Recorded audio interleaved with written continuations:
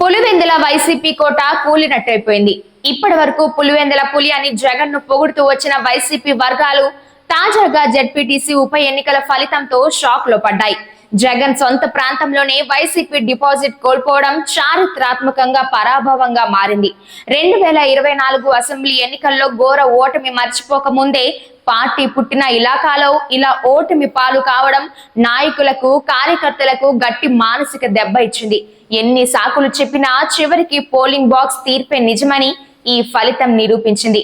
ఒకప్పుడు మా నాయకుడు అడుగు పెట్టక ముందే విజయం ఖాయమని చెప్పిన అభిమానులు ఇప్పుడు పులివెందులలోనే ఇలా అయితే మిగతా చోటేమవుతుంది అని ఆందోళన వ్యక్తం చేస్తున్నారు. కాంగ్రెస్ కు డిపాజిట్లు పోయాయని ఎగతాళి చేసిన వైసీపీకి అదే పరిస్థితి ఎదురు కావడంతో షాక్ తప్పలేదు.